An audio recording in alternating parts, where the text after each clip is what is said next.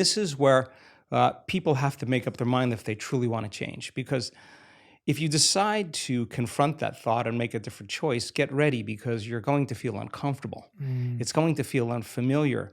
And there's going to be some uncertainty because you're stepping out of familiar territory. You're stepping out of the known and you're stepping into the unknown. Now, this is really when you leave the bleachers and you get on the playing field, because the brain immediately looks around in its environment to see if anything's changing because you're changing. And you see that nothing in your world is changing because you actually haven't fully changed yet. So the moment we look for evidence in our life and we don't see it, sooner or later, most people accept that thought, which leads to the same choice, which creates the same behavior, which creates the same experience, that produces the same feeling. And then they say, oh, this feels right to me. No, that feels familiar, because you've just returned back to the known self.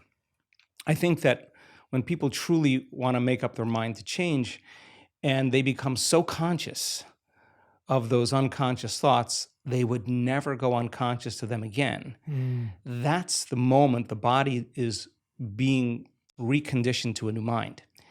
If you inhibit that choice, that leads to that habit or that behavior. A habit is when you've done something so many times, the body knows how to do it better than the brain. Now you're stopping the body from being on its automation, on autopilot. And if the body's craving the feeling of unworthiness and you're stopping the body from feeling that way, and you're aware in your life how you speak, you're aware in your life how you're feeling, and you're checking in, you're saying, do I really want to feel this way?